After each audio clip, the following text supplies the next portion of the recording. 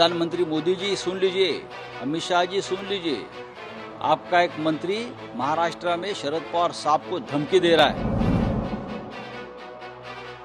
महाराष्ट्र में राजनीतिक अस्थिरता को लेकर मचा सियासी घमासान अब तेज हो गया है। नेताओं की बयानबाजी अब तीखी होती जा रही है।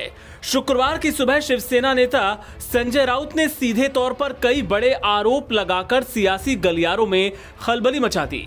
राउत ने कहा कि महाराष्ट्र में जो कुछ हो रहा है उसके पीछे बीजेपी का हाथ है।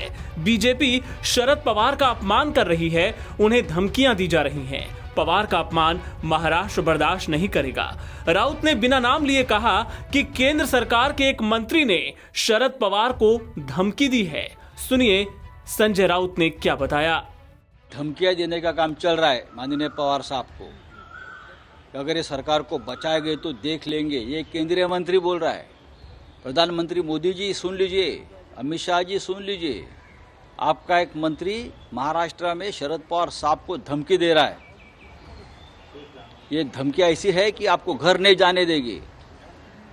क्या इस प्रकार के धमकियों को आपका समर्थन है, ये महाराष्ट्र जानना चाहता है। राउत ने बीजेपी की ओर इशारा करते हुए कहा कि विधायकों के पीछे एक महाशक्ति की बात की जा रही है, लेकिन ये समझना होगा कि शिवसेना एक महासागर है। कितने ही आए और कितने चले गए, लेकिन जो गए उनको पश्चाताप हुआ। राउत ने कहा कि लड़ाई अब कानूनी लड़ाई हो जाएगी। हमारे 12 विधायकों ने बगावत की है, उनके खिलाफ एक्शन लेने की शुरुआत हो गई है।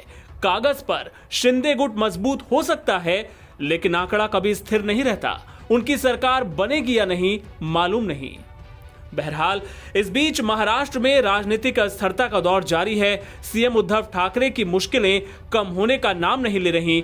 अब जो विधायक उनके साथ थे वो भी संपर्क से बाहर हो गए हैं।